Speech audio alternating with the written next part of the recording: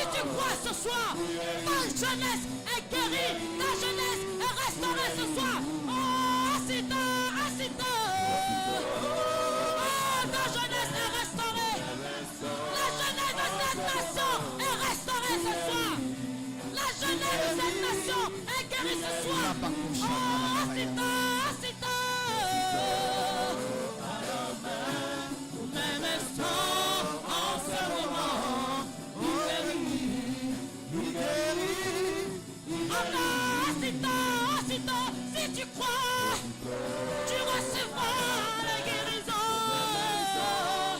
Jésus est là ce soir, il te touche, il te restaure.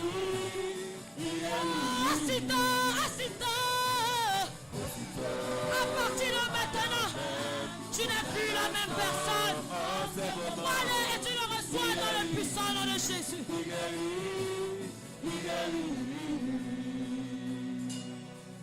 Mon Dieu guérit, délivre, aucun défi n'est plus grand pour celui qui est et qui vient. Il va de lieu en lieu faisant du bien à tous ceux qui étaient opprimés. Jésus ne change pas. Mon Dieu guérit, délivre, aucun défi n'est plus grand pour celui qui est et qui vient. Il va de lieu en lieu faisant à tous ceux qui étaient opprimés. Jésus ne change pas. Mon Dieu, mon Dieu, mon Dieu délivre. Enfin, notre nom, celui qui est et qui vient. Il va de lieu en lieu. Si tu crois que Jésus, il est en train de passer pour te toucher, est-ce que tu peux t'abandonner à lui? Mon Dieu, mon Dieu, mon Dieu. Aucun défi n'est plus grand que celui qui est il va de lieu en lieu, faisant du bien à tous ceux qui étaient opprimés. Jésus ne change pas. Jésus ne change pas. Jésus ne change pas. Est-ce que tu peux déclarer avec moi? Jésus ne change pas. Répète après moi. Jésus ne change pas. Répète après moi. Jésus ne change pas. Jésus ne change pas. Il est le même hier, aujourd'hui et éternellement. Jésus ne change pas. Touché maintenant, je suis touché maintenant, je reçois au nom de Jésus ma guérison. Déclare avec moi, touché. Si tu es touché, déclare-le. Je suis touché maintenant, je reçois au nom de Jésus ma guérison. Je suis touché. Est-ce que tu peux dire avec moi? Touché maintenant. Je suis touché. Si tu sais que tu es touché, déclare-le ce soir. Au nom de Jésus, ma guérison. Je suis touché. Touché maintenant. Je suis touché maintenant. Je reçois. Au nom de Jésus, ma guérison. Au nom de Jésus. Mon Dieu, mon Dieu, mon Dieu. Mon Dieu béni, aucun défi n'est plus grand que celui qui est et qui vient. Il va de lieu en lieu. Il va de lieu en lieu, faisant du bien à tous ceux qui étaient opprimés. Jésus ne change pas. Jésus ne change pas. Jésus ne change pas. Jésus ne change pas. Jésus ne change pas. Maintenant tu dis avec moi. Jésus ne change. Peut-être dis-le avec moi. Jésus ne change pas. Jésus ne change pas. Jésus ne change. Répète encore avec moi. Jésus ne change. Si tu es convaincu, répète-le encore. Déclare-le encore plus fort. Jésus ne change pas. Jésus ne change. Jésus demeure le même. Jésus demeure. Dis-le avec moi, je ne t'entends pas, peuple de Dieu. Jeunesse de l'Éternel ce soir. Jésus demeure le même. Jésus demeure. Jésus fait des miracles. Jésus fait des miracles. Jésus fait des miracles. Jésus fait des miracles. Jésus fait des miracles. Oh, oh, oh.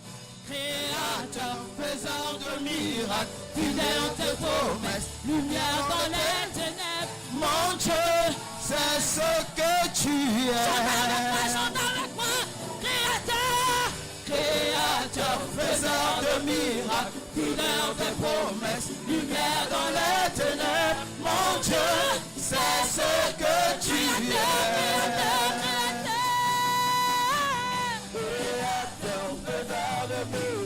Fidèle en tes promesses, lumière dans les ténèbres. Mon Dieu, c'est ce que tu es. Créateur,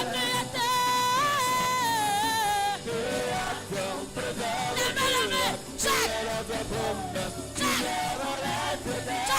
Mon Dieu, c'est ce que tu es. Créateur, Créateur, faiseur de miracles, fidèle en tes promesses, lumière dans les ténèbres. Mon Dieu, c'est ce que tu es. Il est le Créateur, il est ton Créateur. Créateur, faiseur de miracles, fidèle en tes promesses, lumière dans les ténèbres. Mon Dieu, c'est ce que tu es. C'est ce que tu es. C'est ce que tu es. C'est ce que tu es. C'est ce que tu es. Jésus.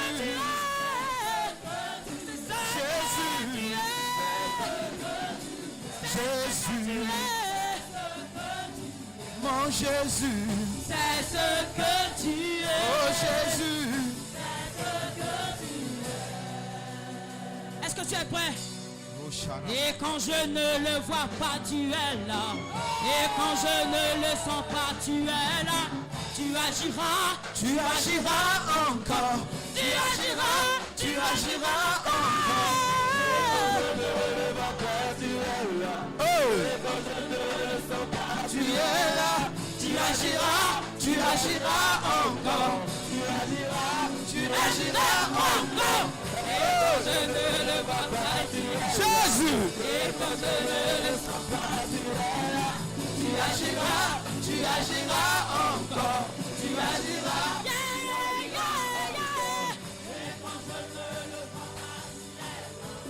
Et quand je ne le sens pas, tu es là. Tu agiras encore. Encore une dernière fois. Et quand je ne le sais pas, et quand je ne le sens pas, tu es là. Tu agiras encore. Tu agiras encore une dernière fois encore. Et quand je ne le sens pas, tu es là. Et quand je ne le sens pas, tu es là. Tu agiras encore. Tu agiras encore.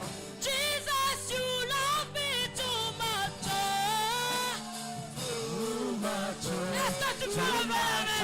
Excess love. Est-ce que tu peux lever et chanter avec moi? Jesus, you love me too much. Too much. Bien-aimé de Dieu, lève les mains. Oh, Jesus, you love me too much.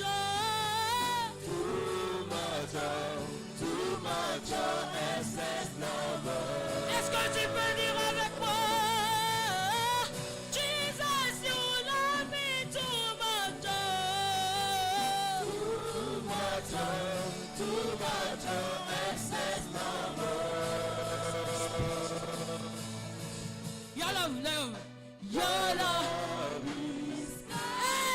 de Dieu, je veux t'entendre chanter cette merveilleuse chanson.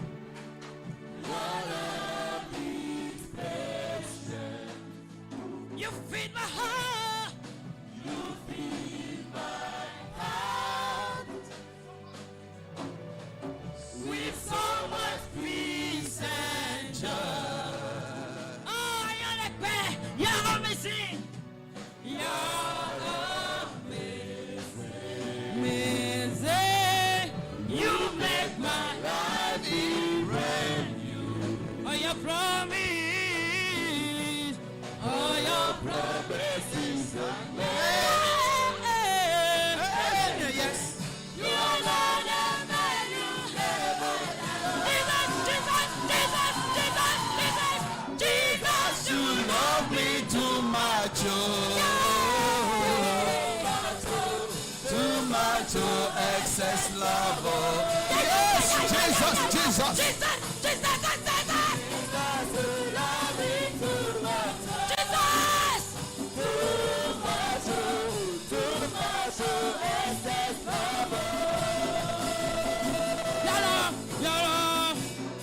Your love is amazing.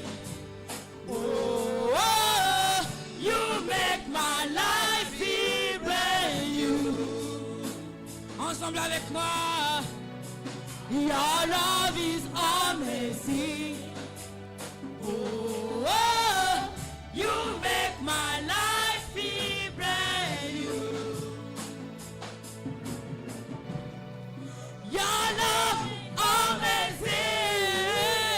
Yeah. You make my life feel brand new. Are you promise? Are you promise? Are your promises? Yeah. Yes.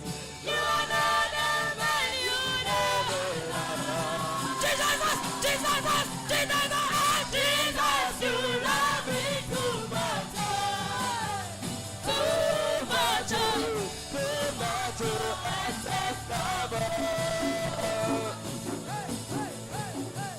Jesus, you love me too much. Too much, excess love. Répète avec moi. Jesus, you love me too much. Je veux entendre ta voix. Too much, excess love. Une dernière fois, oh, Jesus, you love me too much. Too much, excess love. Est-ce que tu peux acclamer pour le roi des rois? Donne-nous une offrande d'acclamation. Amen. Amen. Amen. Merci de m'avoir acclamé. Si tu es là, acclame l'ancien de jour. Celui qui n'a pas de commencement ni de fin. Celui qui est allé à la croix afin que tu sois sauvé. Celui qui te repart. Celui qui a ouvert les cieux pour que tu reçoives le Saint-Esprit. Donne-lui cette offrande d'acclamation. Parce qu'il est assis à la droite de Dieu pour intercéder pour nos péchés. Donne-lui une offrande d'acclamation. À cause de lui, tu ne peux pas être perdu. À cause de lui, le péché t'a libéré. Donne-lui cette offrande d'acclamation. Il est le rocher des âges. Il est celui qui n'a pas de début, qui n'a pas de fin. Il est la liste de Sharon. Il est le rocher qui a marché avec Israël. Si tu crois en lui, commence à l'acclamer. Il est le bois qui a purifié les eaux de Mara. Il est la loi de Dieu qui te transporte et qui te permet de t'accomplir. Il est l'offrande que Dieu s'est donnée lui-même pour sauver l'humanité. Est-ce que tu peux l'acclamer? Est-ce que tu peux l'acclamer? Est-ce que tu peux l'acclamer? Est-ce que tu peux l'acclamer? Est-ce que tu peux l'acclamer? Il est celui qui guérit le sourd et l'aveugle. Il est celui qui remet l'inapte sur ses pieds. Il est celui qui restaure la famille. Est-ce que tu peux donner à Jésus cette offrande d'acclamation? Donne à Jésus cette offrande d'acclamation. Acclame-le avec tes mains, avec tes pieds, avec ta bouche, avec tout ce que tu es. Avec tout ce que tu es. Donne-lui une offrande d'acclamation. Jésus, Jésus, Jésus, tu es élevé au-dessus de tout. Oh Seigneur, tu es élevé au-dessus de moi ce soir. Jésus,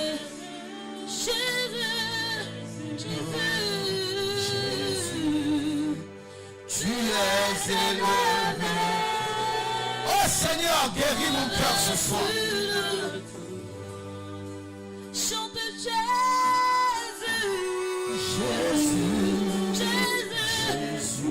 Jésus. Remplis-moi de ta puissance ce soir. Guéris mon âme, guéris mon esprit, guéris mon corps ce soir.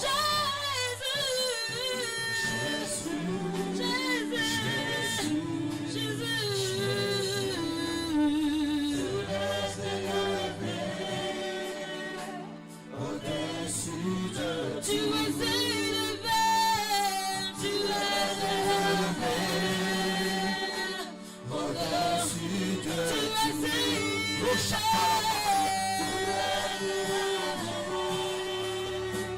au-dessus de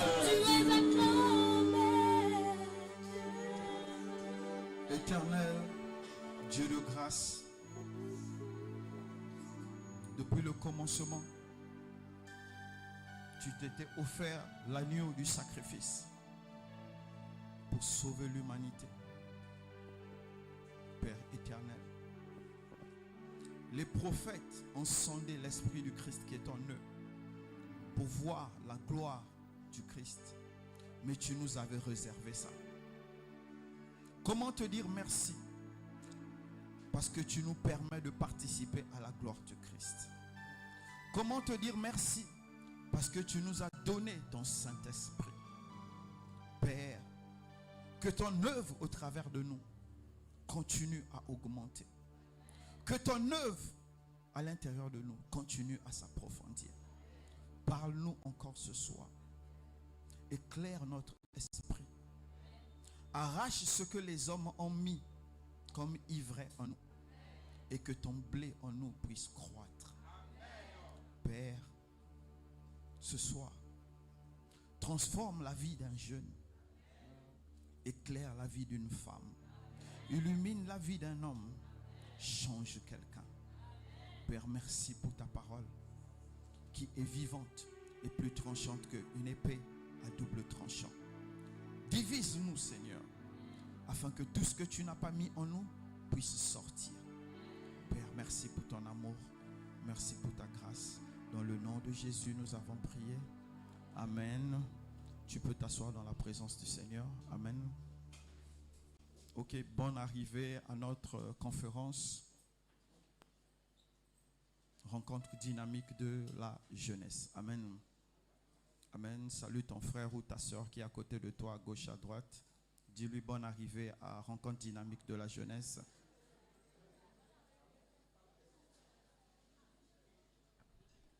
Amen. Le thème de...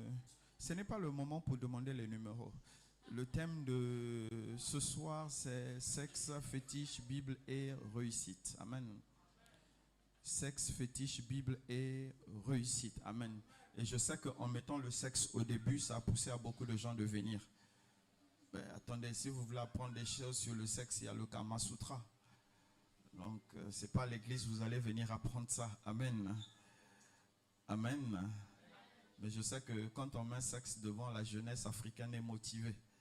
Ou bien, amen. Sexe, fétiche, Bible et réussite. Amen. Avant que nous puissions entrer dans le vif du sujet, qui est jeune ici? Qui se considère encore comme jeune? Je veux parler à un jeune, je ne vais pas parler aux vieux. Les vieux, c'est des vieux arbres qu'on ne peut plus tordre sans casser. Ok, je vais parler à un jeune ce soir. La jeunesse n'est pas éternelle. Et souvent, la jeunesse passe sans qu'on puisse se rendre compte qu'elle est en train de passer. C'est pourquoi quelqu'un, quelque part, a dit, Seigneur, apprends-moi à compter mes jours. Vous savez, pendant que tu es jeune, c'est comme s'il fait jour. Il faut faire tout ce que tu dois faire pour donner à ta vie une forme. Pour que quand il fera nuit, donc quand tu seras vieux, que tu ne puisses pas regretter quand il y avait le soleil ou quand tu étais jeune. Amen. Amen. Amen. Répondez au moins à moi. Amen. Amen. Je sais que je suis fatigué, je ne suis pas en forme, mais répondez quand même à mon Amen. Amen. Nous allons prendre nos Bibles. Nous allons prendre nos Bibles dans le livre de Matthieu. Matthieu 13, à partir de 24.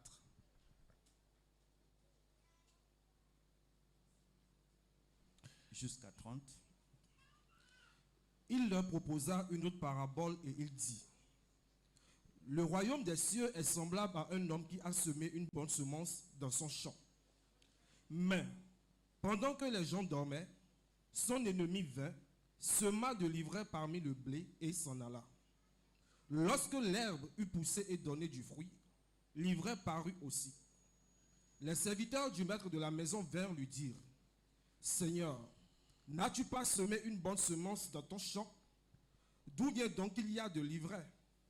Il leur répondit: C'est un ennemi qui a fait cela. Et les serviteurs lui dirent: Veux-tu que nous allions l'arracher? Non, dit-il, de peur qu'en arrachant l'ivraie, vous ne déraciniez en même temps le blé. Laissez croître ensemble l'un et l'autre jusqu'à la moisson, et à l'époque de la moisson, je dirai aux moissonneurs: Arrachez d'abord l'ivraie et liez-la en jet pour la brûler, mais amassez le blé dans mon grenier. Amen. Amen. Que quelqu'un acclame la parole de Dieu.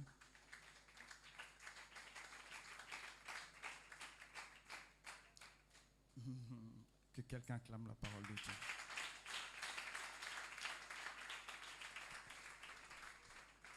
Amen. Que tu le veux ou non, c'est une conférence chrétienne. Donc on ne peut pas avoir une conférence chrétienne sans la Bible. Ça là, ça n'existe pas chez nous. Amen. Le Seigneur Jésus discutait avec ses disciples et il a dit: je vais vous dire, enseigner quelque chose. Et il a dit simplement: il y a un monsieur qui a planté son blé, ou bien son maïs, ou bien son arachide. Et après, quand ils sont venus voir, ils se sont rendus compte qu'il y avait de l'ivraie. Ça veut dire une mauvaise herbe. Et cette mauvaise herbe-là prenait de la place. Donc, les serviteurs ont proposé à ce monsieur que nous puissions arracher cette mauvaise herbe pour laisser ton blé, ton maïs ou ton arachide puisse bien pousser. Et le maître très sage a dit: non, ce serait une erreur. Laissez-les croître ensemble. Amen. Et à la fin, vous allez d'abord arracher le mauvais herbe. Amen. Et après, vous pourrez faire la récolte. Amen. Quand vous regardez ici, la première chose, vous allez remarquer, l'ivraie est venue après qu'il y ait d'abord eu le blé. Mais l'ivraie a été arrachée avant qu'on arrache le blé. Amen. En tout cas, ceux qui sont dans l'esprit ont déjà compris. On va avancer. Écoute-moi, mon frère. Écoute-moi, ma soeur. La façon que tu as été formé, il faut que le diable vienne et ajoute l'ivraie, ce qui est mauvais, pour t'empêcher, toi, de croître comme tu dois croître. Chacun de nous ici, parmi nous ici, personne n'est inutile. Chacun de nous a été choisi soigneusement par Dieu. Bonne arrivée. Chacun de nous a été soigneusement choisi par Dieu pour accomplir une mission. Amen. Amen. Amen. Quelle que soit la position dans laquelle tu es actuellement, tu as été choisi pour accomplir quelque chose pour Dieu. Peu importe ta pauvreté ou ta richesse, tu as été choisi pour accomplir quelque chose pour Dieu. Est-ce que je peux avoir le amen de quelqu'un? Mais ce que tu dois comprendre, c'est que c'est là où il y a une bonne sémence que la mauvaise sémence vient. Si tu es une bonne sémence et la mauvaise sémence ne vient pas chez toi, ça veut dire que tu es la mauvaise sémence. Amen. Écoutez-moi. La mauvaise semence, ce sont les problèmes que nous rencontrons. C'est l'adversité. Tout ce qui vient contre nous pour que nous ne puissions pas réussir. Tu vas dire, pourquoi je vis telle situation? Pourquoi c'est moi qui ai cette stérilité? Pourquoi c'est moi qui ai ces problèmes? Ça, c'est l'adversité. Bon, bref, ce n'est pas l'adversité de tout le monde qui les emmène au sommet. Donc, il y a aussi le choix dedans. Mais bref, je vais penser que tout le monde va arriver au sommet. Je ne connais pas qui ne va pas arriver au sommet. Je ne suis pas prophète. Amen. Donc, je dis, quand plus tu rencontreras l'adversité, donc plus tu rencontreras des problèmes, plus il y a quelque chose que Dieu veut faire avec toi.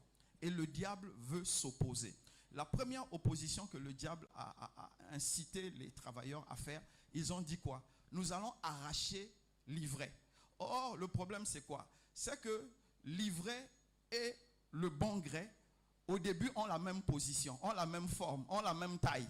Donc, comment discerner les deux? Donc, il y avait beaucoup de risques d'enlever le vrai blé en voulant enlever le mauvais blé. Amen. C'est pourquoi le maître du champ a dit, laissez l'ivraie croître. À la fin, il y aura une distinction. Amen. Sexe, fétiche, Bible et réussite.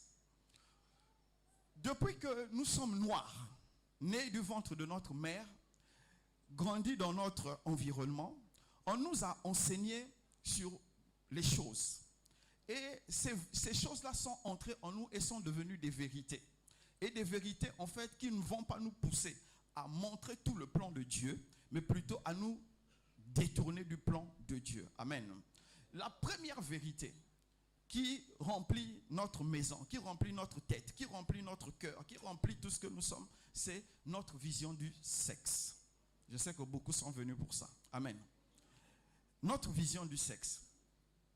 Pour avoir un humain, il faut du sexe. Ou bien je me trompe? Donc vous imaginez que Dieu a mis... Wow. Les gars, vous pouvez faire ça en silence. Hein? Merci, c'est gentil. Vous imaginez, pour faire un humain, il faut du sexe. Il faut un homme et une femme puissent avoir du sexe. Même si aujourd'hui, ils ont dit que hommes et hommes, femmes et femmes peuvent faire des enfants. Bon, moi, je n'ai pas encore compris cette logique-là. Mais au moins, je sais que c'est un homme avec une femme. Donc, comprenez qu'il y a une puissance dans le sexe. Puisque le sexe est capable de reproduire une personne faite à l'image de Dieu.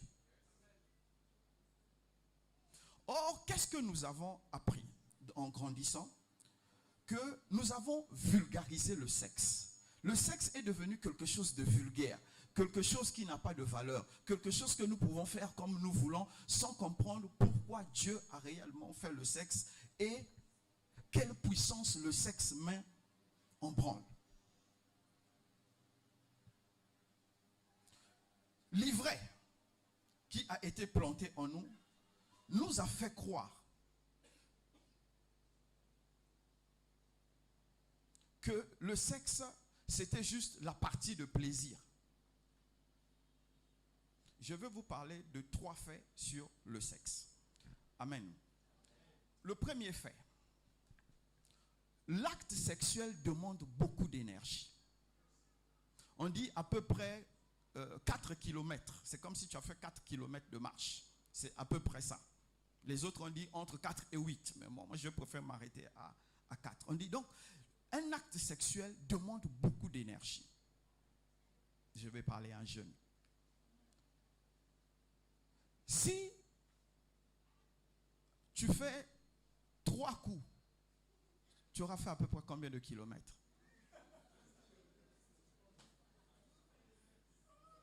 12. Il y a des champions, ils vont jusqu'à 5. Dites-moi un peu, je parle juste d'énergie. Le premier fait, je vais parler de l'énergie. Je dis, comment tu peux faire 12 kilomètres dans une chambre et penser que quand tu vas sortir de là, tu vas être productif?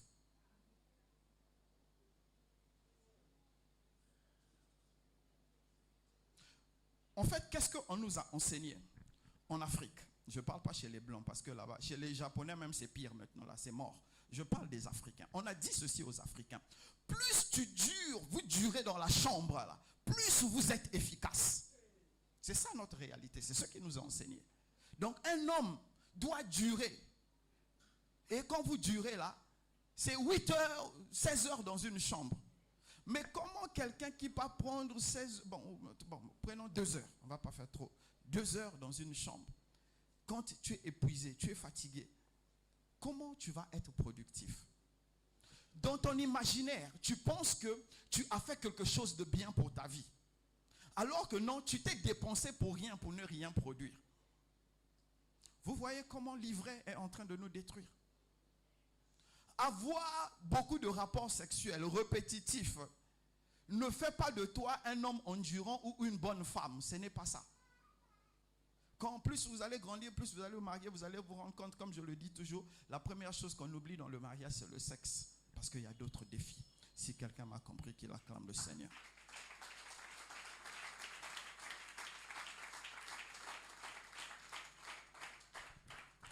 Amen. La deuxième chose dont je veux te parler, c'est, on va lire ça dans 1 Corinthiens 6, le verset 16. Il dit, loin de là, ne savez-vous pas que celui qui s'attache à la prostituée est un seul corps avec elle, car il dit, les deux deviendront une seule chair. Amen. Je vous ai dit tout à l'heure que le sexe est puissant parce que ça permet de produire un homme qui est fait à l'image de Dieu.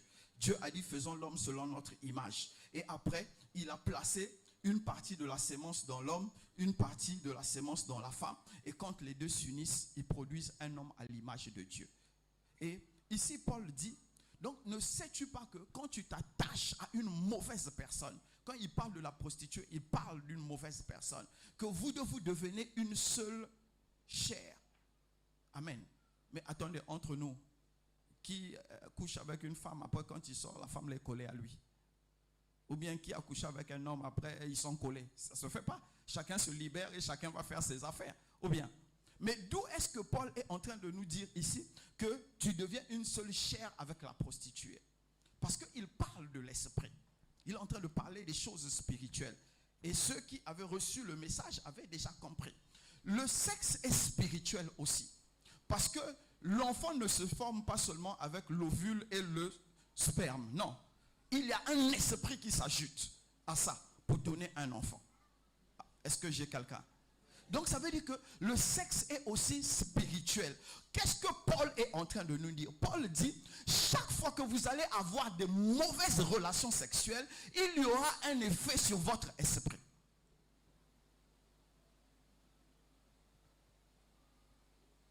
Ça va aller. Tout ça, c'est livré. Il dit, chaque fois que tu auras des relations sexuelles, il a dit prostituée, c'est pour dire une mauvaise personne. Parce que déjà, quand une femme, amen, a eu, comme la femme de la Samarie, qui avait eu 5 maris, bon, je ne vais pas détruire aujourd'hui. Amen. Ça veut dire que en elle avait l'identité spirituelle, non, des extraits d'identité spirituelle de 5 personnes différentes. Donc, quand toi tu es le 6e, tu viens là, tu viens prendre quoi?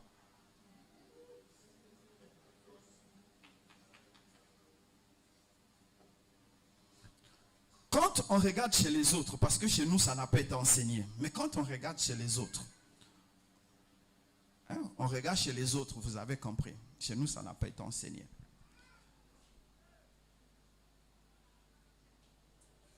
Ça va aller. Vraiment, on est beaucoup menti. Quand, supposons que tu as couché, oui, chez nous on dit tu es un vainqueur quand tu as couché avec 20 filles. Quand tu as couché avec 20 filles, les 20 filles, chacune a couché avec 4. Tu as couché finalement avec combien de personnes?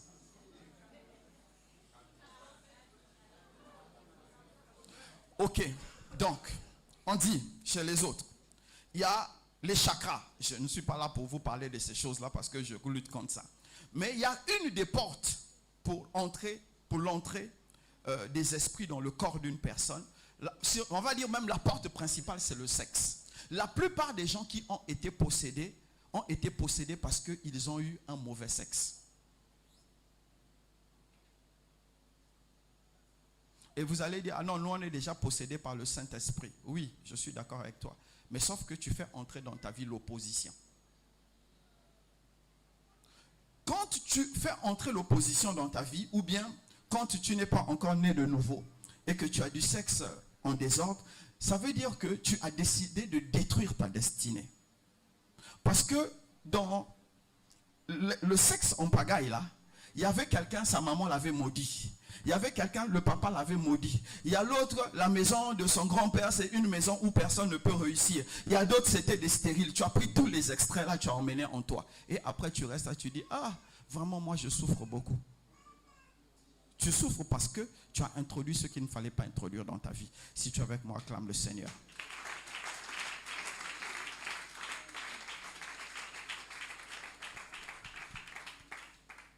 Merci de m'avoir acclamé.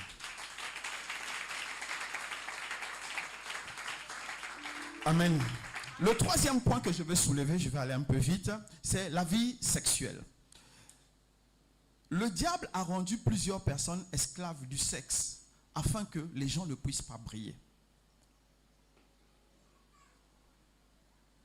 Oui. Beaucoup parmi nous sommes enchaînés par le sexe. Tu es né de nouveau, tu parles en langue, mais tu es enchaîné par le sexe. En fait, je passais, ne vous arrêtez pas dessus, je passais. Tous ceux qui sont accros au sexe, là, n'ont pas de vision pour leur vie. Je passais. Vous pouvez ne pas retenir ça, je passais. Je disais que le diable a rendu beaucoup de gens accros au sexe pour que leur vie ne puisse pas briller. Pourquoi leur vie ne va pas briller? Pour qu'ils ne puissent pas accomplir le plan de Dieu pour eux.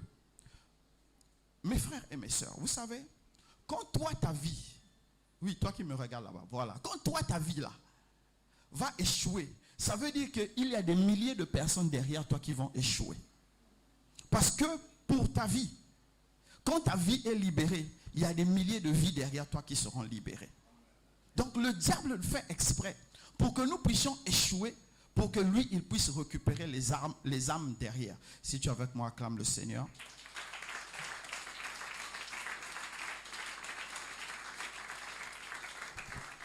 Amen. Le deuxième point, c'est le fétiche, selon le thème qui est soulevé, le fétiche. En fait, c'était fétiche ou sorcellerie, mais on ne pouvait pas tout mettre, sinon ça allait faire trop. Enfin, bref, ce n'est pas fétiche, sorcellerie seulement, c'est tout ce qui est démoniaque qu'on voulait mettre dedans, mais pour attirer plus, on a mis fétiche. Donc, vous comprenez, fétiche, sorcellerie, magie, tout ce que vous imaginez là. Vous avez compris, voilà. Je n'ai rien dit. Amen. Écoutez-moi bien. Le fétiche est un moyen illégal pour obtenir ce que nous voulons obtenir. Écoute-moi mon frère, écoute-moi ma soeur. Il n'y a personne parmi nous ici n'a été fabriqué par le diable. Nous avons tous été fabriqués par Dieu pour accomplir quelque chose. Donc le diable ne peut pas te donner quelque chose que Dieu n'avait pas prévu de te donner. C'est impossible. Il ne peut pas inventer. Qu'est-ce qu'il va faire? Il raccourcit juste le temps. Amen. Je vais te donner 3 points sur le fétiche. Le premier point. Le fétiche demandera toujours un sacrifice. Parce que le sacrifice fait le pont entre celui qui te donne et toi qui veux obtenir. Amen. Écoutez-moi bien. Vous êtes jeune. Vous avez envie d'aller vite. Quand vous regardez, vous êtes dans l'urgence. Il y a certains qui disent, je veux déjà construire. Il y a d'autres qui disent, je veux acheter une voiture. Il y a d'autres qui disent, il faut qu'on reconnaisse que j'ai des capacités. En fait, quand vous regardez, vous vous sentez dans l'urgence. Et quand les gens viennent vous proposer les contrats, c'est pour répondre à votre urgence. Écoute-moi bien. L'urgence que tu ressens là, ce n'est pas Dieu qui a mis ça en toi. Mais c'est soit le diable qui te met ça, soit c'est le monde qui te met ça. Et la plupart d'entre nous, nous disons souvent, nous regardons, nous avons l'impression que nous sommes en retard. Parce que nous n'avons pas ce que les autres ont. Et c'est pourquoi les gens sont en train d'aller accepter de prendre le fétiche. Le fétiche demande un sacrifice. Le premier sacrifice souvent que le fétiche demande, il est simple. Mais il est momentané. Il est limité dans le temps. Amen. Chaque fois que quelqu'un viendra te proposer un fétiche, il faut savoir que c'est pour un moment. C'est pour une chose. Après, il viendra te demander encore. Parce que quand le fétiche va agir, je sais qu'il y a quelqu'un qui me comprend très bien ici déjà. À un moment donné, il s'arrête d'agir. Il faut renouveler. Quand tu renouvelles la même chose, il n'y a plus d'effet, ou l'effet devient moindre. Il faut augmenter jusqu'à ce qu'on arrive à sacrifier le sang humain. Parce que pour que le sacrifice soit efficace, le meilleur sacrifice prend le sang humain. En ce moment-là, tu n'es pas seulement quelqu'un qui utilise les fétiches, tu deviens un sorcier. Si tu m'as compris, acclame le Seigneur.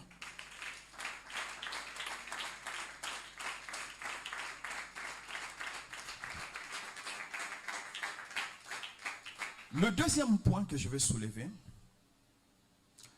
le fétiche est une violation de la loi spirituelle.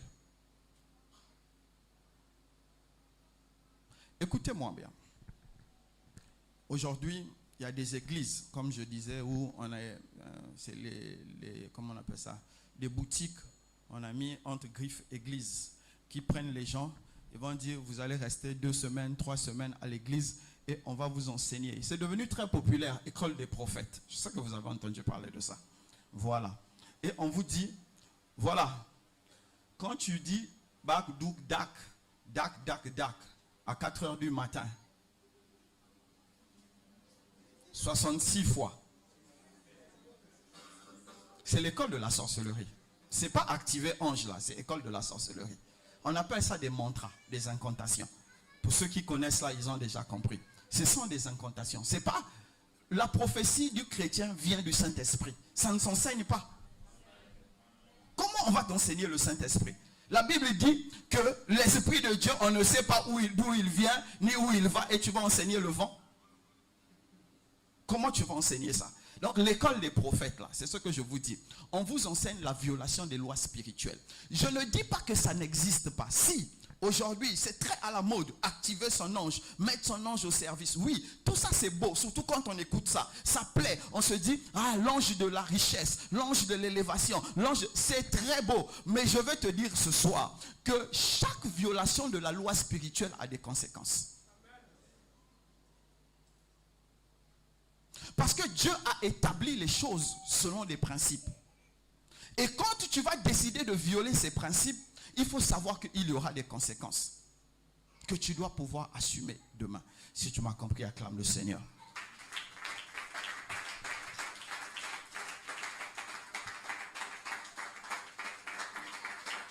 Amen. Le troisième point sur le fétiche que je vais soulever, on ne te dira jamais tout. Un féticheur, un sorcier, un marabout, peu importe qui tu rencontres, il ne te dira jamais tout. C'est quand tu auras les conséquences, tu comprendras qu'en fait, on t'avait menti. Parce que tous ceux qui ont mis les pieds dedans. C'est vrai, il y a quelqu'un qui a dit, c'est mieux de pleurer dans une Range Rover que de pleurer sur une natte. Ça va aller.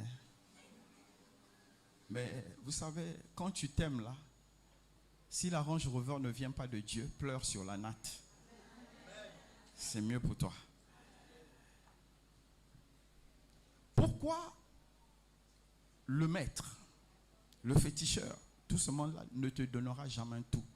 Parce que dans la quête spirituelle, dans leur quête spirituelle, c'est niveau par niveau, il faut découvrir.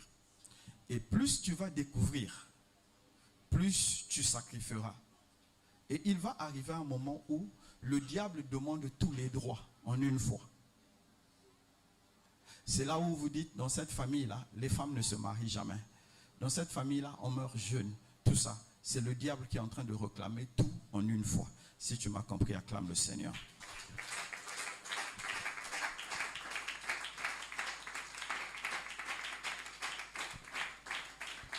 Le troisième point, c'est la Bible. Ma nourriture préférée. La Bible est la parole de Dieu.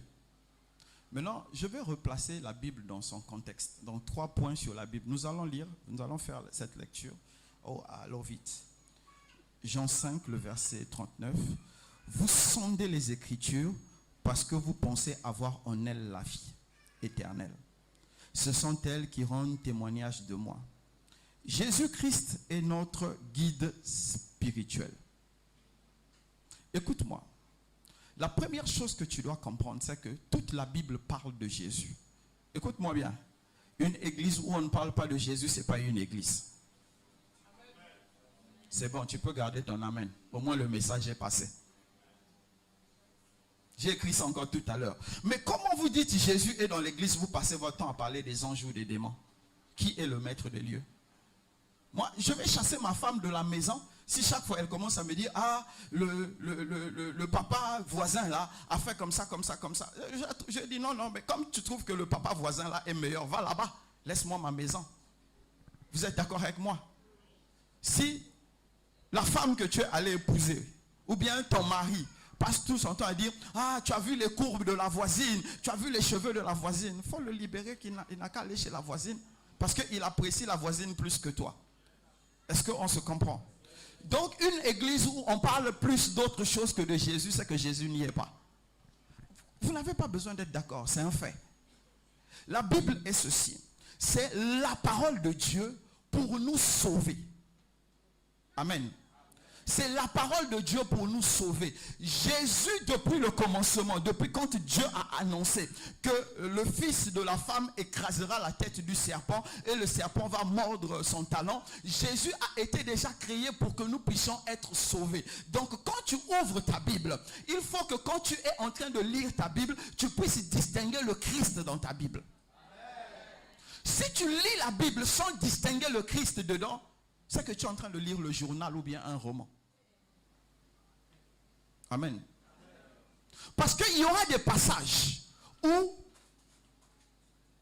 moi je n'aurai pas la révélation du Christ dedans. Mais toi en lisant ça, tu vas avoir la révélation du Christ. Tu ne peux pas lire la Bible sans avoir la révélation du Christ, sans avoir une révélation personnelle du Christ. C'est impossible. Donc quand tu lis ta Bible, il faut avoir la révélation du Christ. Deuxièmement, la Bible nous montre comment plaire à Dieu.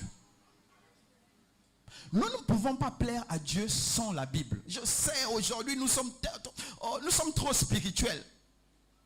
Nous avons la révélation. Nous avons les prophètes. Oui, je suis d'accord avec tout ça. Mais tu ne peux pas plaire à Dieu sans la Bible. Pourquoi tu ne peux pas plaire à Dieu sans la Bible?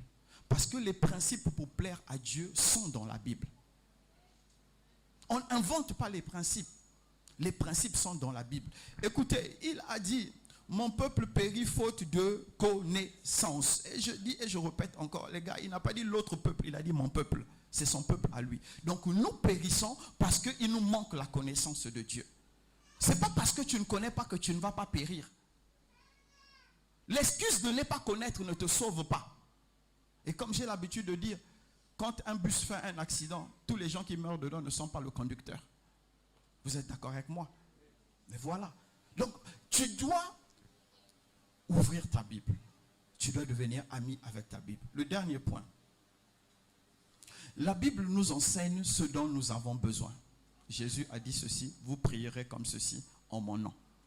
Et ce que vous demandez vous sera donné. Donc la Bible, amen, nous enseigne à recevoir de Dieu ce dont nous avons besoin. Amen. Écoutez-moi bien. C'est vrai qu'on a dit, on répète encore, oh non, quand on demande à Dieu, ça dure. Quand on demande à Dieu, ça fait comme ça. Quand on demande à Dieu, oui, dites tout ce que vous voulez. Mais une chose est sûre, si tu es apte à avoir, à l'instant là, Dieu va te donner. Donc si ça dure, ça veut dire que tu n'es pas apte à avoir. Car Dieu ne répond pas à notre urgence. Dieu répond à notre foi. Si tu m'as compris, acclame le Seigneur.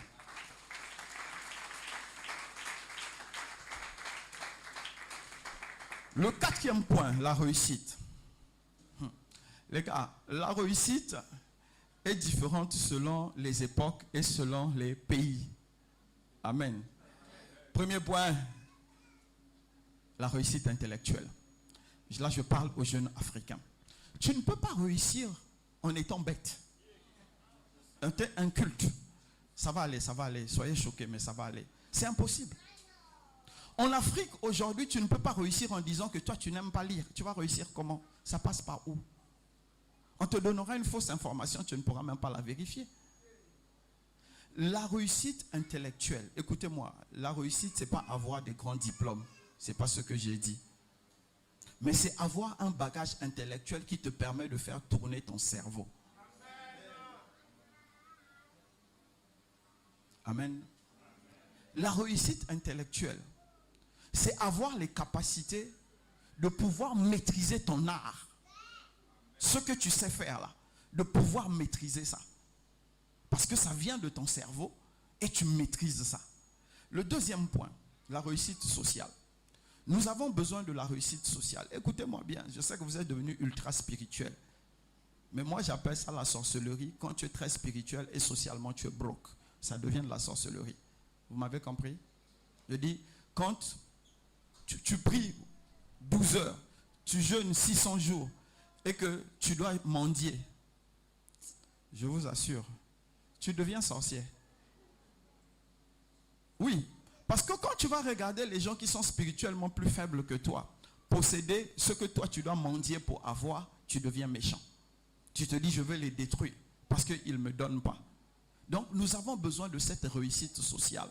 La réussite sociale, c'est fonder une famille, c'est avoir un travail et être accepté dans son environnement. Amen.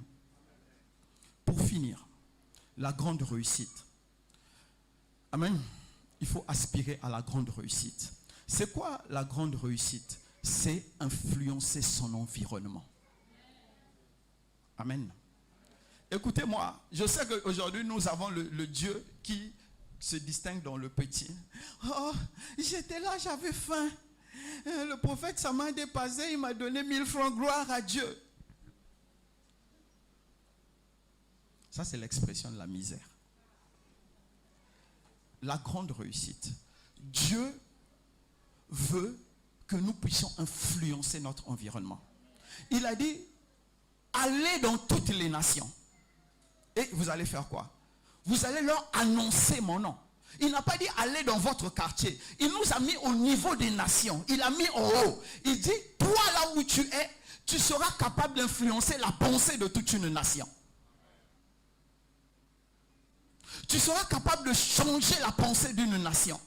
C'est ça que j'appelle la grande réussite. Mais comme nous avons décidé de voir Dieu dans ce qui est petit, nous ne pensons pas que nous pouvons faire des grandes choses. Vous savez, là où je suis debout ici, là, c'est parce qu'il y a un monsieur, Renard Banquet, qui est décédé, je crois, il y a 3-4 ans, avait cru en son appel. Il a fait des croisades jusqu'à il est venu au Congo, à Pointe-Noire. Et c'est là où moi j'ai été baptisé du Saint-Esprit. C'est pourquoi je suis ici. Là.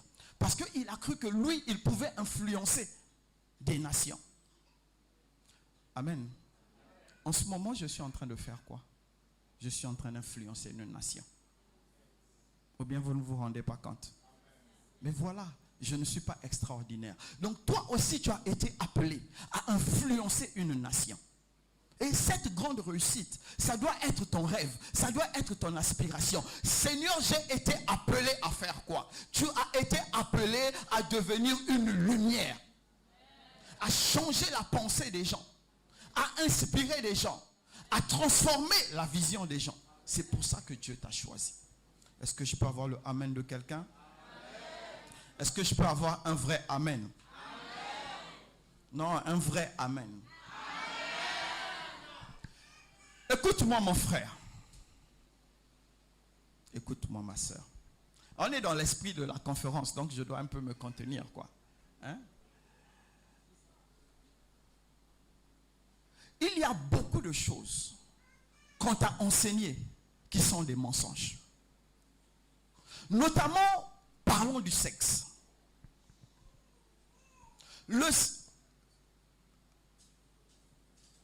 Salomon, 300 femmes, 1000 concubines.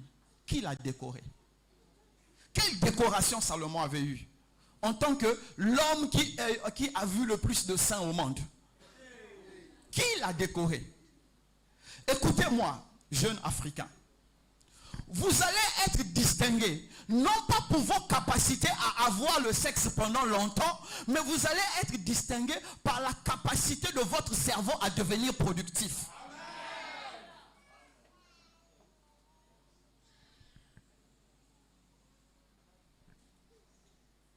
Si j'étais au Congo, j'allais dire, pas par votre capacité à boire les bières.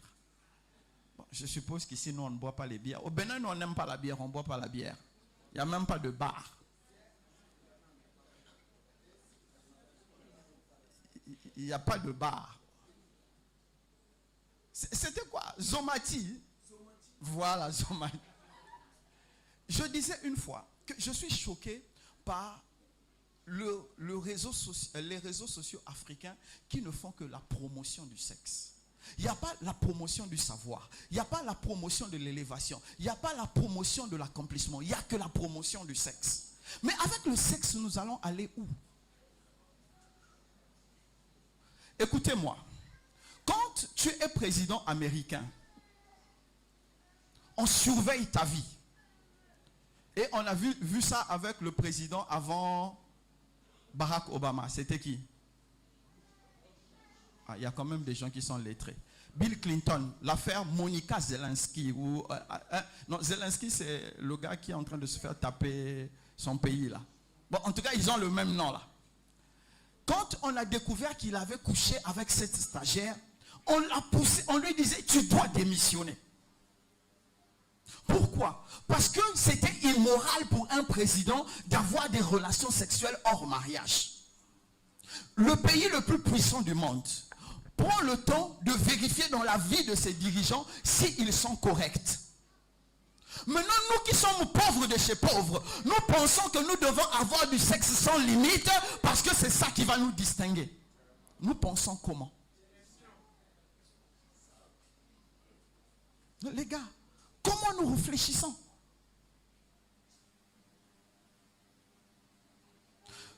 Nous aspirons à quoi? Nous aspirons souvent à avoir le maximum de conquêtes pour flatter notre orgueil. Mais c'est quel orgueil? Est-ce que celui qui a couché avec 200 filles est devenu riche?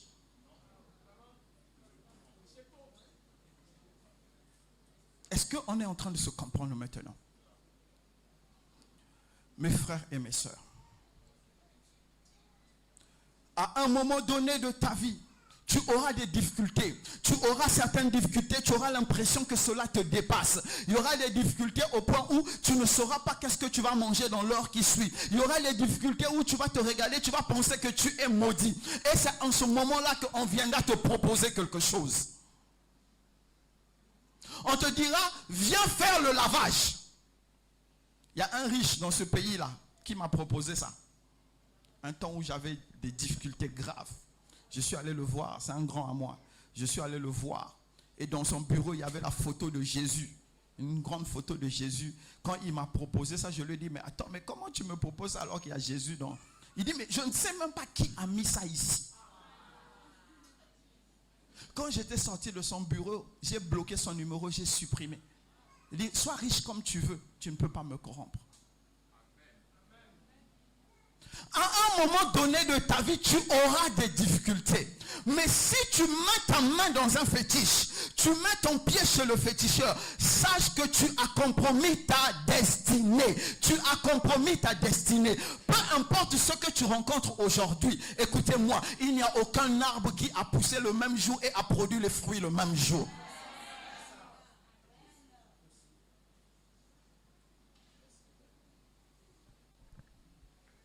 Il y a toujours dans ma période de galère, j'ai connu près de 5 ans de galère, peut-être même plus, je ne sais même plus.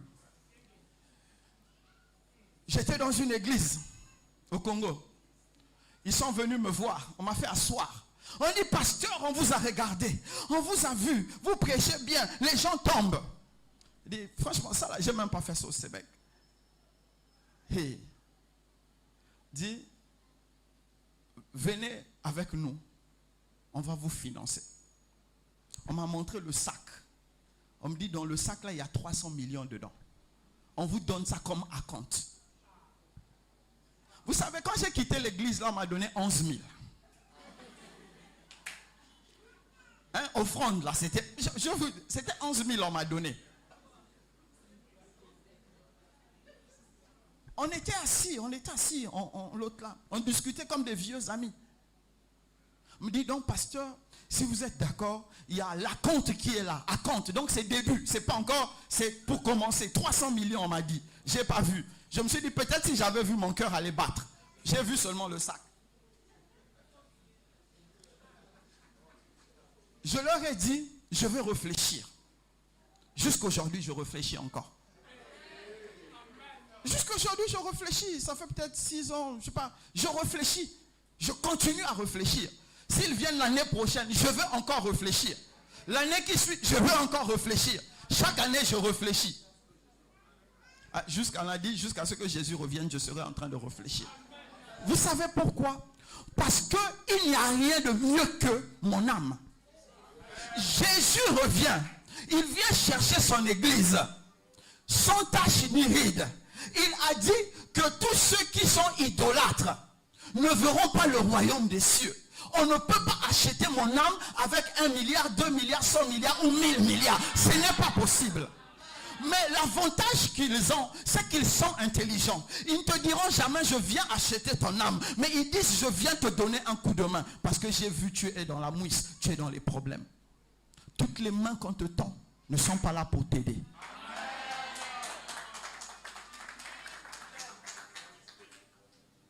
Tu dois pouvoir discerner qui marche avec toi. Amen. S'ils étaient capables de me proposer 300 millions, c'est parce qu'ils savent que ce que je vais avoir, c'est plus que ça. Ils ont voulu me raccourcir le chemin. Et c'est ce que le diable a dit à Jésus, prosterne-toi et je te donnerai tous les royaumes. Alors que c'est le nom au-dessus de tout nom qui était en train de l'attendre. Écoute-moi mon frère. Écoute-moi ma soeur.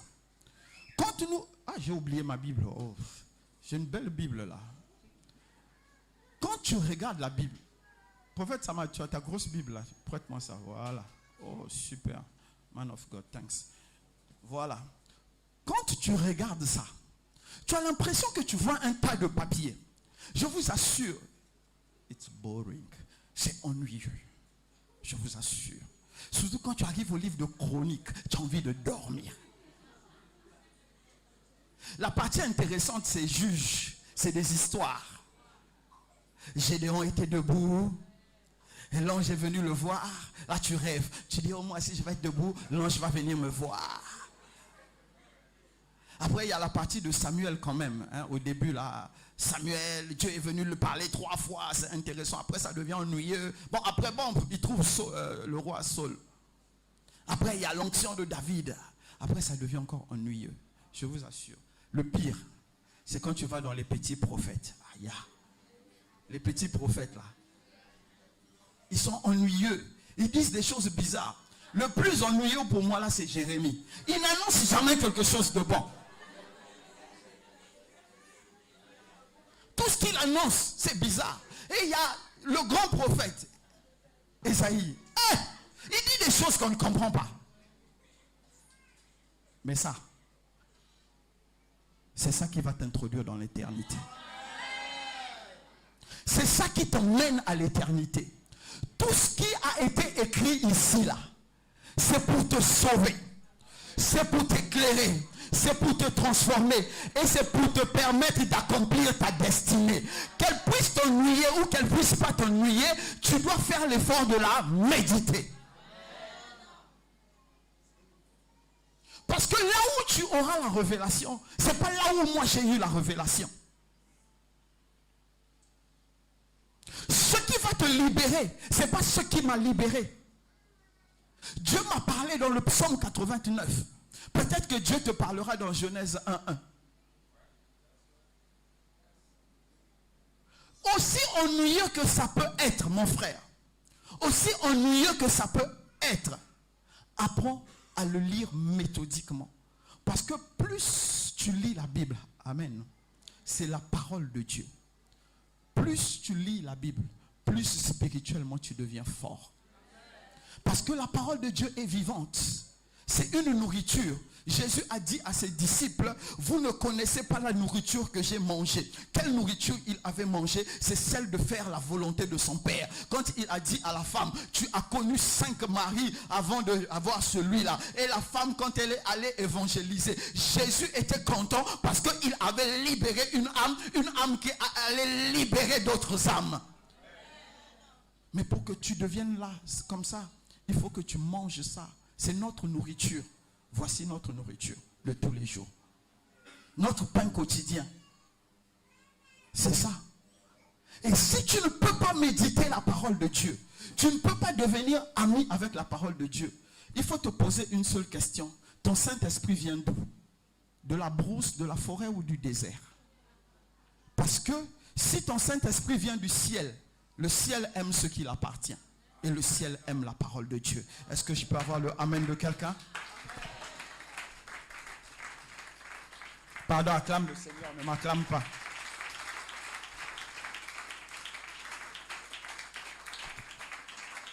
Je vais te donner quelques conseils pour réussir. On va s'arrêter là. Amen. Je n'ai pas entendu ton amen. Amen.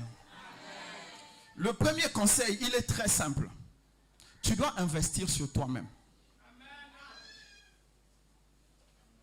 Si tu n'investis pas sur tes capacités intellectuelles pour les étendre, si tu ne deviens pas excellent dans ton travail, comment on va te respecter? Amen. Les gars, je vais vous demander quelque chose. Qui connaît le révérend Chris Mabiala? Non, levez les mains, je veux voir.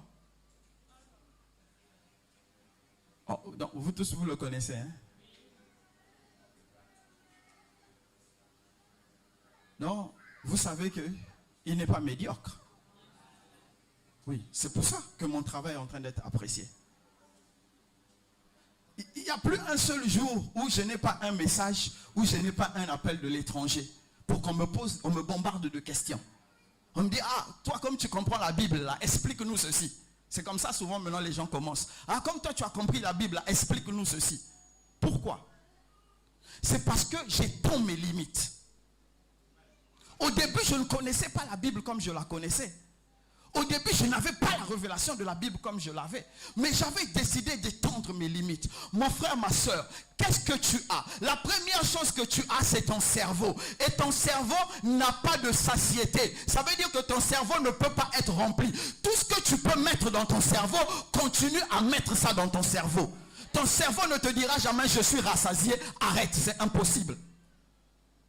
Ça veut dire que tes limites intellectuelles, tu peux les étendre à l'infini. Ceci est un choix. En tant que jeune, tu dois décider que dans ta génération, tu vas faire la différence. Écoutez-moi, les grands que vous acclamez, peu importe leur obédience spirituelle, font la différence. Comment? Par ce qu'ils ont dans la tête. Si vous rencontrez un type comme Aliko Dangote, vous pensez que vous allez rencontrer un idiot ou un inculte? Vous vous trompez. Posez-moi la question, j'ai rencontré des riches. Même quand nous voyons des ministres, on dit, ah mais le ministre là est nul. Assieds-toi avec lui, discute avec lui. Tu vas comprendre qu'il y a beaucoup de choses que tu vas encore apprendre. Parce que c'est des gens qui ont décidé d'élargir leurs limites. On dit, Aliko Dangote a commencé avec le ciment. Aujourd'hui, il est dans le pétrole. Vous croyez que c'est un cerveau mort qui peut faire ça? Et c'est de ça dont je suis en train de parler. Tu dois décider d'étendre tes limites. N'attends pas que quelqu'un te donne le succès. Tous les gens à qui on a donné le succès, au bout de 2 ans, 3 ans, 5 ans, soit ils meurent, soit ils redeviennent pauvres. Cherchez ceux qui ont gagné la loterie. Combien de temps ils restent riches? Rarement au-delà de 5 ans. On va même pas aller loin. Vos frères Gaïman là, avant qu'on les arrête beaucoup là, ils brillaient combien de jours? ils escroquent 3 jours. 5 jours, ils vont briller. 6e jour, ils commencent à galérer. C'est pas ça, c'est pas ce que vous avez vécu. Mais parce qu'ils n'ont pas élargi leur capacité. Toute élévation, toute richesse qui vient sans que tu n'aies élargi ta capacité va te détruire. C'est pourquoi tu dois élargir tes capacités intellectuelles. Toujours pour que tu réussisses.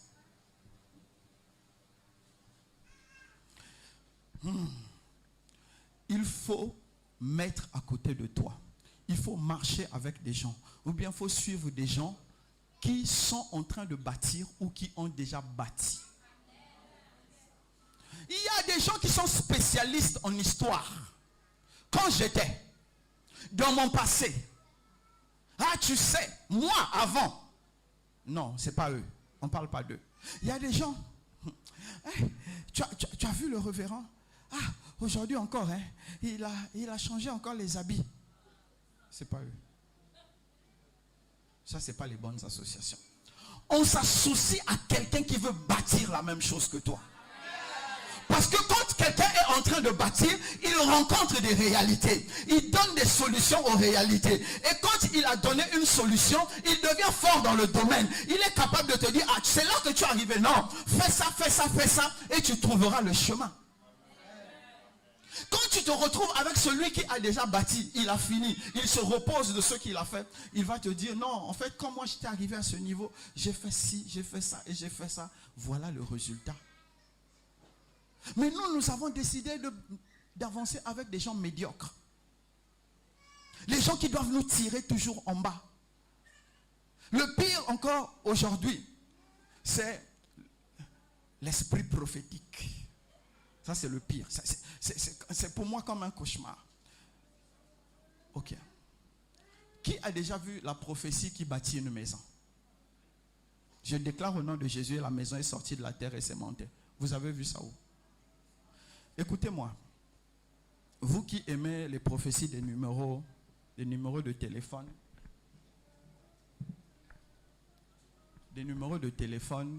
des slips, voilà, des couleurs de chambre là. Vous savez, s'ils étaient forts, ils allaient nous donner la formule pour tuer le cancer. Ou bien, on va réfléchir 30 secondes. S'ils sont forts, qu'ils nous donnent quelque chose qui va nous servir tous. Pourquoi tu vas me donner le numéro de téléphone de mon grand-père? Mon téléphone n'est pas perdu.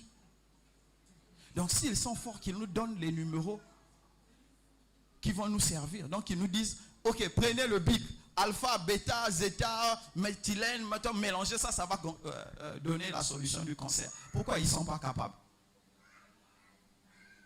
Quand vous allez réfléchir, vous allez comprendre. C'est pourquoi je vous dis, il n'y a aucun serviteur de Dieu, écoutez-moi bien, aucun serviteur de Dieu, même si quand il parle, la terre bouge, il ne pourra bâtir votre vie à votre place.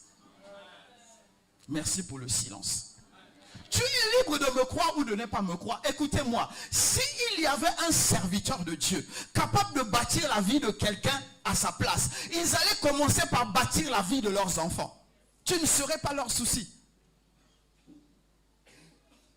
Tu ne serais pas leur souci. C'est parce que nous sommes incapables. Moi, je regarde à Jésus. C'est pourquoi je te dis, toi ne me regarde pas, regarde à Jésus. Si tu me regardes là, tu vas te perdre. Regarde à Jésus. Ne me regarde pas, regarde mon doigt. Regarde Jésus. Parce que moi aussi, je crois en Jésus pour être sauvé, pour être restauré, pour m'accomplir.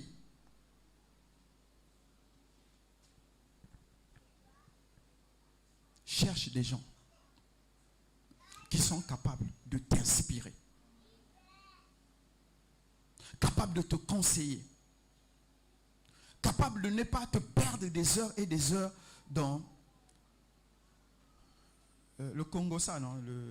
Comment on dit ça? Hein? Pakwato, voilà. Hein? Vous passez des heures. Oh, un tel, c'est tel, on porte toujours les robes. Ce sont des vies qui ne vont nulle part. Toujours pour te permettre de réussir. Là, je vais monter maintenant. Vous savez, au sommet, il y a beaucoup de vent. Je vais vous expliquer au sommet. Si vous voyez, il doit y avoir un arbre ici, non? Voilà, il y a un arbre là. Si vous voyez son sommet, ça bouge beaucoup. Vous savez pourquoi? Parce qu'il y a beaucoup de vent. Pour tenir, il faut être fort. Ceux qui tiennent au sommet sont spirituellement puissants. Il n'y a pas un bébé spirituel qui devient grand, riche et puissant. C'est impossible. Le jour même où il est levé, il meurt. Parce que dans nos contrées, dans nos pays, je ne parle pas des pays des autres, je parle de nos pays. Dès que tu commences à briller, il y a quelqu'un qui s'est donné le droit de finir avec toi. Ce n'est pas quelqu'un qui lui a... Il s'est donné le droit. Lui, il avait dit dans sa zone là, personne ne doit briller. Donc, il va finir avec toi. Donc, pour que tu réussisses, il faut que ta spiritualité soit puissante, soit grande. Quand je dis spiritualité puissante et grande, ce n'est pas pour te dire d'aller chercher un fétiche. Parce que tous ceux qui vont chercher les fétiches, écoutez-moi bien, ils dépendent de celui qui leur fait le fétiche. Ou bien vous n'avez pas encore compris ça? Si le féticheur meurt,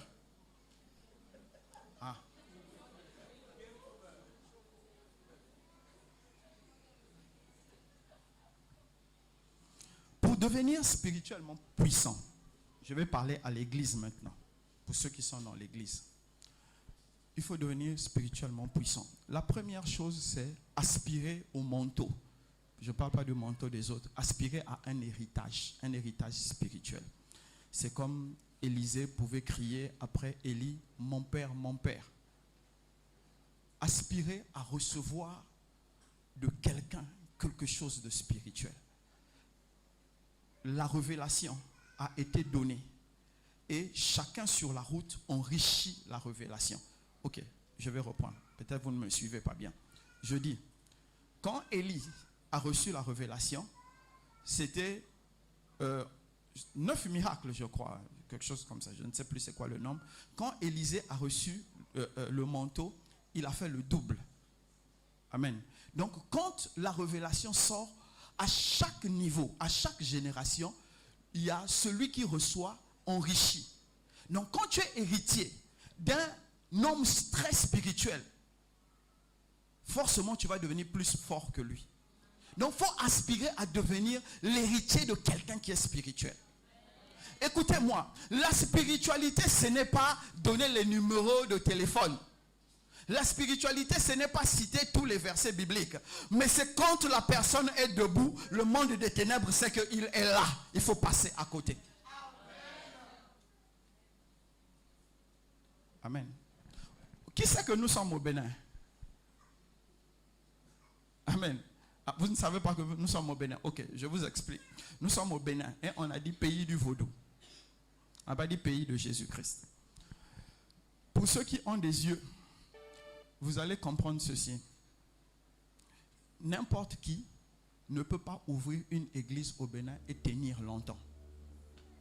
Soit tu es avec eux, soit tu es réellement avec Dieu. Mais tu ne peux pas être au milieu. Si tu es au milieu, soit tu fuis, soit tu es à la morgue.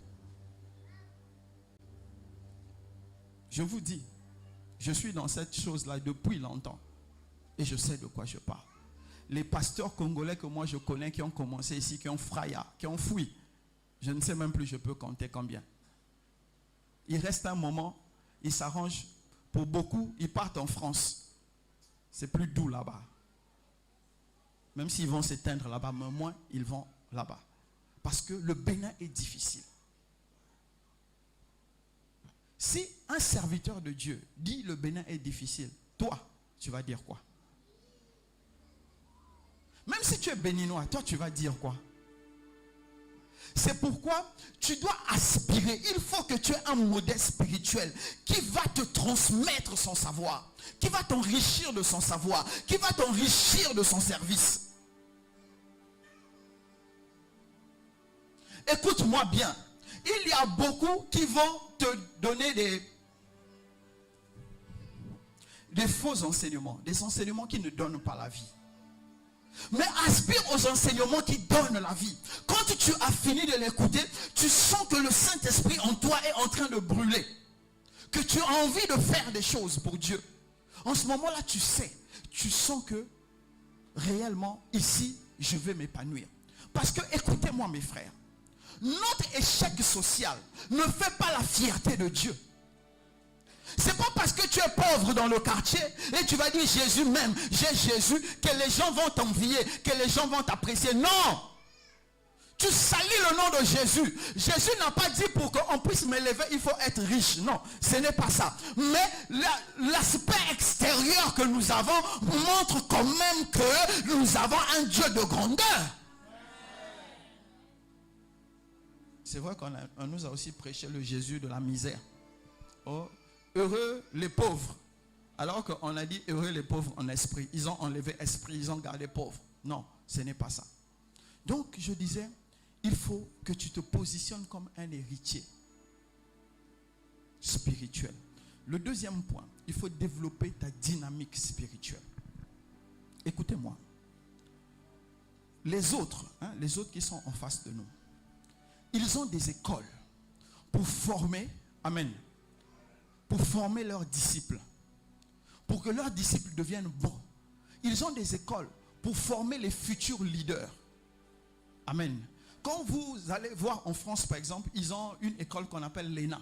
Aux États-Unis, ils ont 2 universités, Harvard et...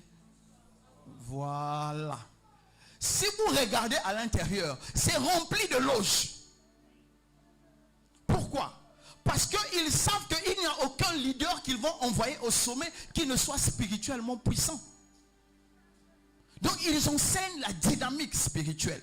Mais toi et moi, nous n'avons pas besoin d'aller apprendre une technique. Nous avons juste besoin d'apprendre à laisser le Saint-Esprit couler en nous. Et comment tu vas laisser le Saint-Esprit couler en toi? C'est comment tu pries. Ta façon de prier ressemble à quoi? Ta façon de prier, comment tu pries? Combien de temps tu pries? Écoutez-moi, ta façon de prier parle de ta relation avec Dieu. Combien de temps tu pries parle de ta relation avec Dieu.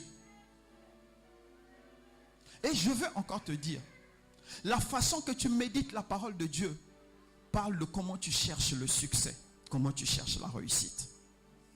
Parce que la parole de Dieu transforme ton intelligence pour te permettre de réussir dans ce que tu ne pouvais pas réussir. La parole de Dieu transforme l'intelligence. Écoutez-moi bien. La parole de Dieu transforme, renouvelle l'intelligence. Donc un être spirituel doit pouvoir être tellement collé à la parole. Écoutez, ce que la parole de Dieu est pour nous, c'est ce que les mantras, les incantations sont pour eux. Ils font les incantations sans lire. Mais toi, tu ne peux pas déclarer 4 versets sans lire. Ils retiennent les versets par tête.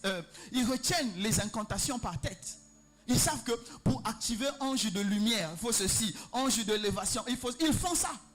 Et vous les voyez, ils peuvent prier pendant 5 heures en train de réciter ça. Mais nous, on te dit, pendant que tu pries, cite 4 versets. Tu vas passer 8 heures pour citer un verset entier. Parce que tu dis non, moi la Bible... Non. Mes frères et mes sœurs, tu dois dynamiser ta vie spirituelle personnelle. Il y a la vie spirituelle du groupe, de l'église, mais il y a ta vie spirituelle personnelle.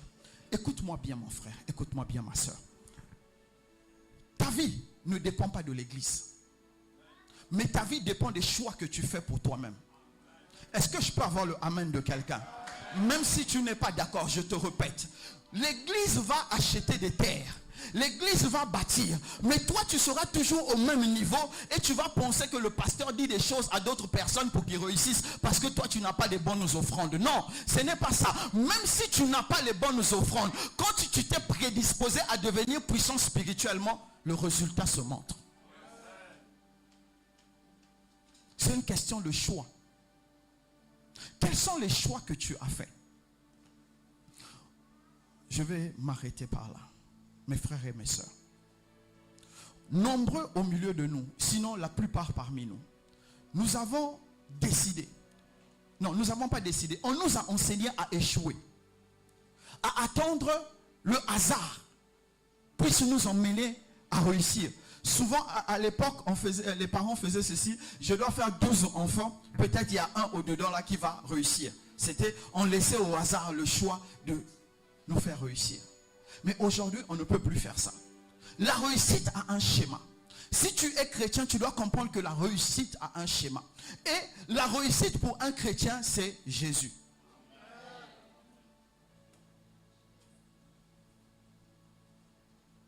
Mais Jésus ne s'est pas assis.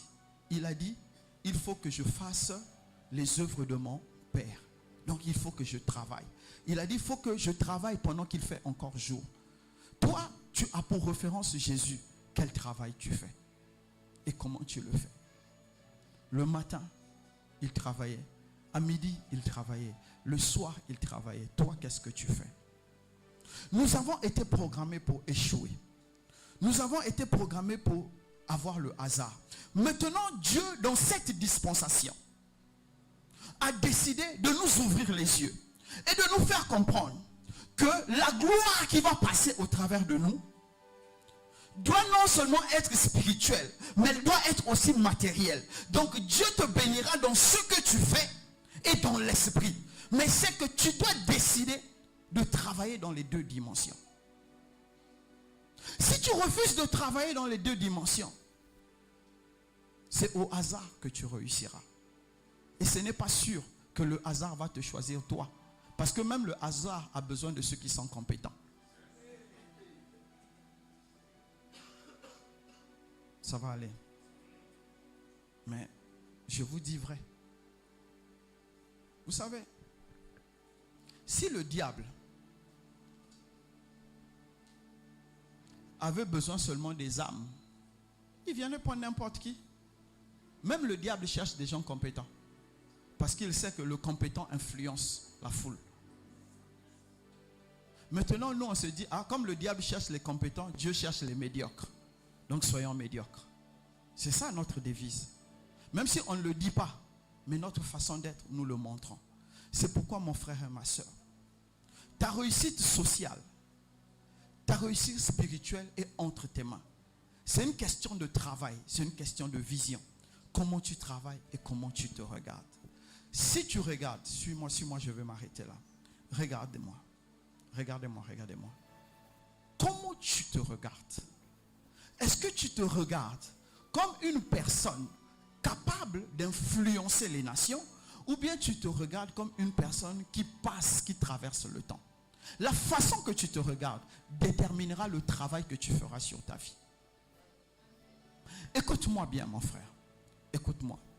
Beaucoup au milieu de nous, surtout les femmes, ont dit que notre destinée, leur destinée s'arrêtait au mariage. Dès que je suis marié, j'ai réussi ma vie. Le jour où ton mari meurt, vous commencez à déménager chaque fois. Parce que tu as pensé qu'il était éternel. Ou même quand il meurt, même s'il avait construit une maison, même les rats fouillent votre maison. Parce que ça devient trop compliqué.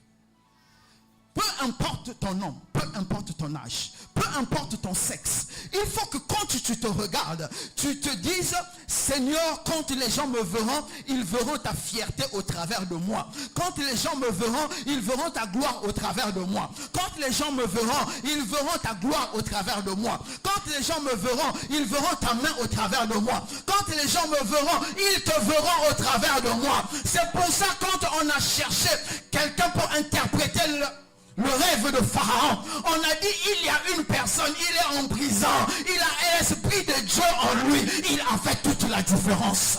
Il est sorti de prison, on l'a coiffé, on l'a habillé. Eux, ils étaient en train de l'habiller, ils ne savaient pas qu'il posait un acte prophétique parce qu'on le faisait asseoir en tant que premier ministre. Parce qu'il avait développé la chose de Dieu. Il avait développé la chose de Dieu, l'interprétation des rêves. Mais il avait aussi développé son cerveau. Comment créer des hangars pour garder la nourriture. Nous devons sortir. Quelle vision nous avons de nous-mêmes?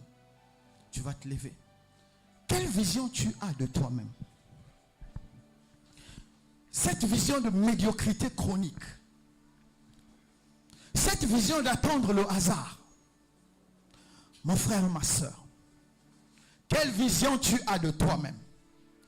Quelle est la vision que tu portes sur toi-même?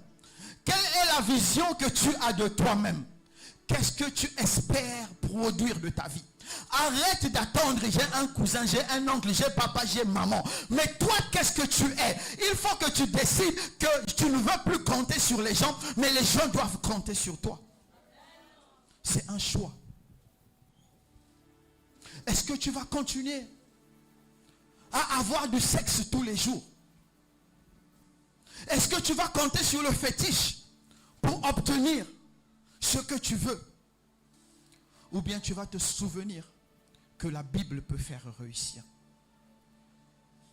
La vie, on fait des choix. Quel est le choix que tu avais fait? Quel est le choix que tu fais maintenant? Quel est le choix que tu fais maintenant? Là où tu es, commence à parler à Dieu.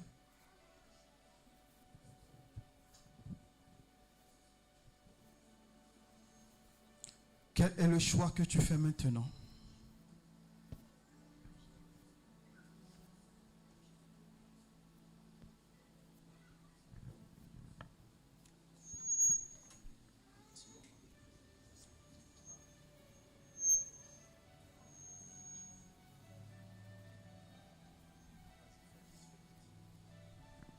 Remercie le Seigneur, remercie le Seigneur, remercie le Seigneur.